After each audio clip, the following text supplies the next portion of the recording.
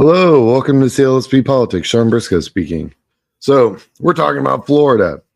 Now, a little backstory on me in Florida. I was there in 2022 when DeSantis blew out the Democrats by 19 points. It was brutal. But learned a lot. I learned a lot about Florida. Florida's really kind of an interesting state. It's a huge melting pot. Like, it's just every group you can imagine is present in Florida. And about a few you couldn't even imagine. Like, it's just really kind of amazing. When we talked about doing, well, what languages do we need to translate this stuff into, or, outreach and material, it was like 15. It was really amazing to be able to be present in that whole thing. And just before, we go, it's like, wow, the Republicans won by 19 points in 2022. I'd like to put some stuff in perspective real quick on that. DeSantis's Hispanic radio budget outreach was the equivalent to our entire media spend. So one part of his media spend, just this one little part, was equal to our entire part. So then, so they outspent us. I forget what the math exactly was, but it was in the neighborhood of somewhere between $20 and $22 to every $1 we spent as Democrats in Florida in 2022. So when you get hit by 19 points, kind of makes sense. I mean, I doubt most of our voters even knew we were running anybody. When all you see when you turn on the television or radio or anything is just Republican, you don't even know the Democratic Party exists. And I think that was part of the problem. Yeah, that, and we ran a retired Republican for governor and a former police officer for lieutenant governor, and neither of those two managed to do much. So I put it like, sometimes you need to know your audience, and that was not probably a good match for the electorate. But anyway, I digress. This is Florida. There ain't no easy way to do it. There's a whole lot of, this is one of our largest states by population, so it's going to have a ton of congressional districts. And they're all kind of interesting, and they all have their own little story. There are absolutely a few worth watching moving into this coming cycle. So the ones I've highlighted is 7, 13, 15, 21, and 26. I think there's something there, but here, let's go look at the math and see what it really looks like. So these are this is kind of the red and blue of it. You got, there it is, 7, 15, 13, 21, 28. They're all kind of the 50-50s. And then you get into alligator country. In 18, I'm almost certain there are more alligators than people in District 18. Anyone who's been through Florida knows that part of Florida, and you're like, a lot of alligators. This is kind of what it looks like when you really, really look down in where the blueberries are versus everything else. And yeah, there's a lot of blueberries in Florida, and then there's also just a whole lot of red. And so, definitely. And remember, I was talking about the, huge diversity of minorities. I don't think there's another state that looks like this. Maybe outside Texas. Just a big old hodgepodge of everything, and just African American, Caribbean, Hispanic, just everything you can possibly imagine. And it's all right there in Florida. That's what makes Florida kind of crazy. There's a lot going on there. So real quick, if you haven't already, like and subscribe. This is if you're interested in running for office, you go to clsbpolitics.com. Email me at sean@clsbpolitics. Be more than happy to talk to you. I'm on YouTube, Blue Sky, Instagram, TikTok, and Substack. And yeah, you should go check me out. All right. Congressional District 1. So there's the Republican incumbent has a okay war chest, about $400,000. It's really not that much. The Democrats have not done much as far as this race is concerned. It's only Republicans who've raised money. So, but when you go back and you look, it's pretty much just Republicans running for this seat, except for Gabe Valamont, who is the only Democrat who's filed as of when I did this report. We'll know everything by the 8th of December, but yeah. Congressional District 1, yeah, not a lot of money being raised. Also, it's looking like it'll be a Republican primary, and then that'll be that. So then we get District 2. Again, the Republican incumbent doesn't have a whole lot of cash. There are Democrats running for this seat who have raised actually a decent chunk of change. This is early money. So this is as of September. So I'm sure they kept on fundraising straight through, as I'm sure did Neil Dunn, the incumbent. But it's good to see that they'll have a solid Democratic primary, and they're going against a Republican who honestly doesn't have that much cash. Also, the math in this district's pretty rough for the Democrats. So, District 3, again, Republican incumbent, not sitting on all that much money, but also not that worried. The Democrats haven't really been able to raise much. The math in 3 is pretty solid R. So, yeah, not anything really there. This one's kind of interesting. This is District 4. This is Aaron Bean's seat. He's the incumbent, sitting at just under $1 million. It's probably over $1 million by now because of the fundraising he's done. But you've got a Democrat there that's raised $250,000. No debt. That's cash on hand. So that's not counting what they've already spent money running for this seat. So they're sitting at $250,000 cash on hand. That tells you something's going on in Jacksonville, and might be one worth watching. District 5, Democrats are running. No one's raised any real money. The incumbent doesn't even have any real money. So this is kind of a weird one. Also, solid Republican seat. Nothing here to look at. This one's interesting. Lots of activity in 6. The incumbent is negative cash on hand, really, sitting on $1 million in debt and only got $393,000 on cash on hand. So this can's underwater. And so you see some Republicans running against this guy. They've got, Charles Gambaro, has cash on hand, 192, but also has 157K in debt. So this is one where weirdly technically Will Furry, the Republican, sitting at 15,000. You've got 2 Democrats that are at least in the positives. Everyone's got more money than the incumbent technically in this race, which is pretty wild. You don't see that very often, but I'm sure all that will get worked out in the next FEC report. But I was like, all right, man, do you. But walking into a race with $1 million in debt is the ballsy move. So District 7, going back real quick, lots of Democrats running in for this seat, and a few Republicans. Republican incumbent, again, huge amounts of debt, right?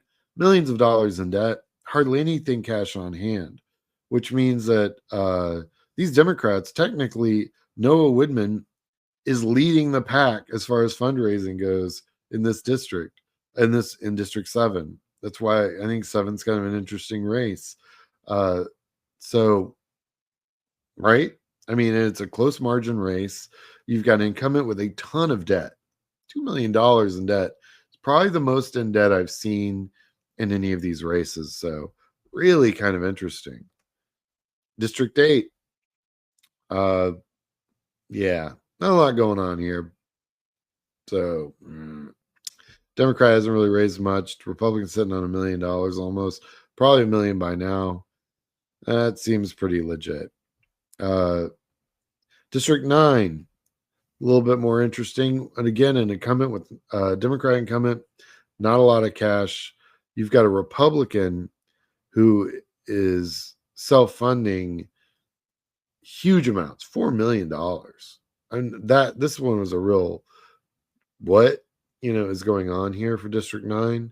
Apparently Darren Soto they're looking at him as vulnerable, or at least Thomas Califo is. So you don't do $4 million of your own cash, which he spent $2 million already, which is very interesting. How do you spend $2 million? I mean, the only thing you can do, when I see this as a political consultant, and like in the way back times, I used to autopsy campaign finance reports to figure out how incumbents were going to spend their money, because they tend to spend the money the same way from when they win to the next cycle. Because if it's not broke, why are you going to fix it, right? So when I see something like this, a lot of red flags goes off. Tells me this guy's might be pre-buying spots media-wise. Blocking out their opponent from being able to buy certain media spots, whether it be the Republican primary or what have you. But I'm just not seeing any Republicans here that could even be buying spots at this point. So really a very weird one. This guy's front spending a lot of money and has to be buying media because there's nothing else to buy this early in the game. You can go to like the radio stations and the cable companies and say, hey, I want these spots on these months and and you can do that and cash in the barrel. Those spots are yours. You might even get a deal on them because you're buying them so far in advance. But that's the only thing I can think. So Darren Soto needs to start raising some money because there's a Republican coming for that seat. There's no way around that. All right. Got another Democrat, 1.2. This district's not going anywhere. The math is very, very favorable to the Democrat, and the Democrat's sitting on a ton of money. Give some of that to DeSoto, right? To Soto. Daniel Webster, another pretty safe Republican seat. But again, not a lot of money sitting on this Republican. 184K is. I've run field programs that cost infinitely more than that. It's at the state house level. So, yeah, no, that's not a lot of money at all. Again, another Republican, obviously not worried, sitting at $300,000. But the math, of course, looks very good for this Republican. Based on what we know. So obviously not that worried. This is District 13. This is one of the ones I think might flip. The Democrats haven't raised any money for it, though. I think this is well within the margin of what is possible in this coming cycle. And I haven't seen any money raised by any of the Democrats. So this is one I have to go back and look at in January to see if they've raised any resources. It's a long way to their primary, right? Their primary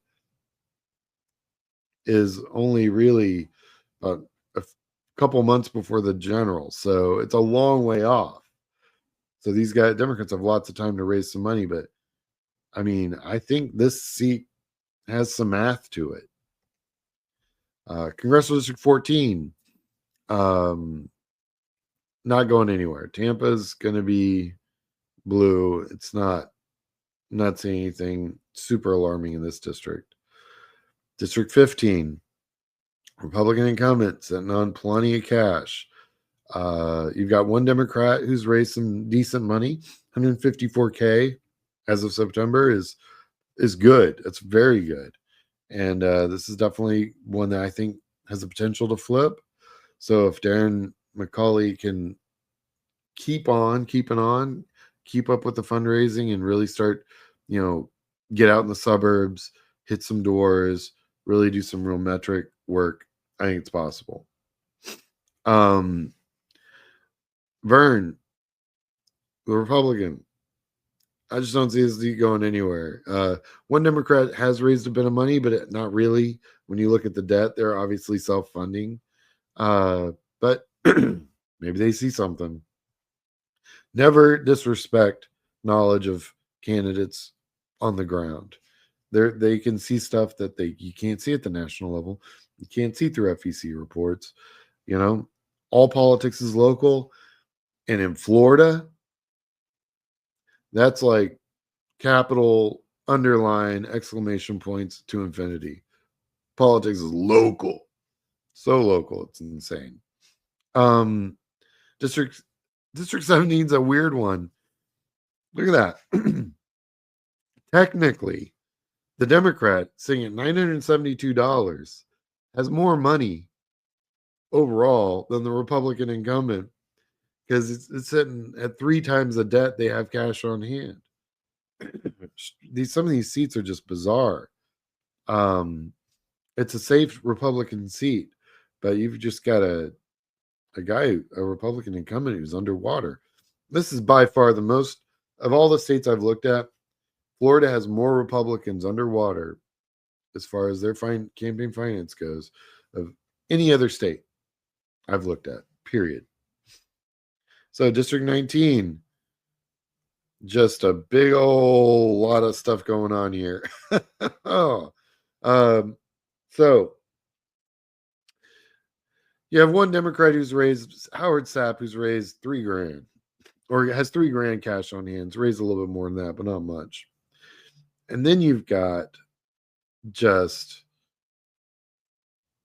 two self-funding multi-million-dollar Republican candidates. Just crazy. The stuff that's going down in this. I haven't seen, this is two millionaires with some ego and a race they want to win. So that's what's happening here. It's going to be the Republican primary here is going to be brutal. And this is early. So this is going to be, get your popcorn out and just watch it go down. It's going to be interesting. District 20, an incumbent Democrat. That's just, I think there's got to be a math problem with the FEC for this seat because I just can't imagine that there's a Democrat with $4 million debt in the campaign. That doesn't make any sense to me. So I've got to wait till they update the FEC reports because I think there was a mistake here. This one doesn't make any sense to me at all.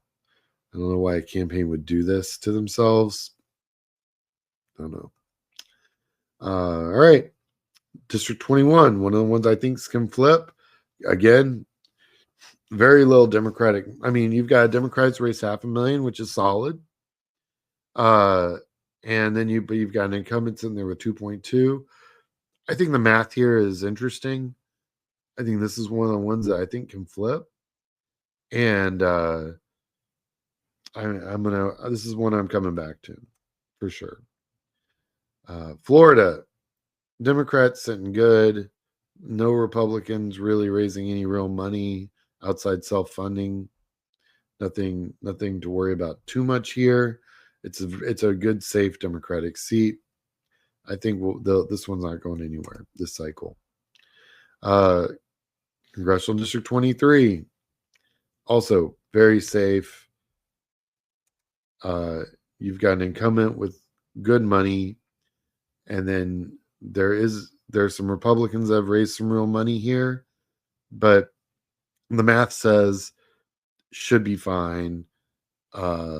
This is a district that can be canvassed pretty well. Lots of single family housing. Looks like it's going to be a bit of a battle in the Democratic primary, but not much. You've got a what will be a bloody Republican primary, which is great. And then I think the Democrat, I think Moskowitz is going to come out ahead. District 24, another safe seat. Democrats not going anywhere. Nobody's raised any real money on the Republican side yet. And you got $500,000. Doing all right. Same here, 1.6. You've got a self-funding Republican, but there's no reason to think that especially this coming cycle, the Democrats should have any problem holding on to the seat. District 26, incumbent Republican, got one Democrat running. Not seeing this one going anywhere, but it is one of my could flips. Just, you're going to need to have money in order to flip this seat. And the Republicans way ahead. So, to me, a hard one. You've got District 27, another incumbent. All the money looks pretty good. You've got a couple Democrats that have raised some real money here.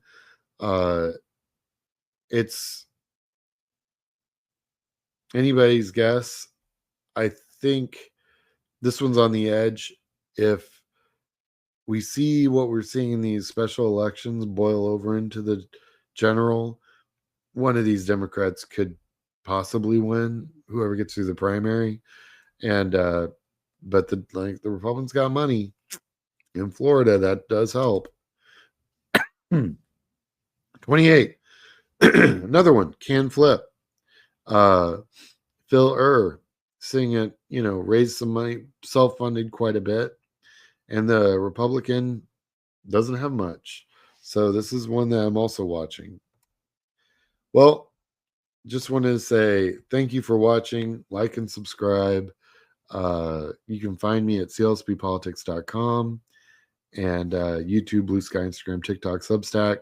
I'm in all those places. Check me out. It's been great talking to you guys. Florida's a big one. Lots of congressional districts. One I'm going to come back to and take a harder look at later. All right. Talk to you later. Bye.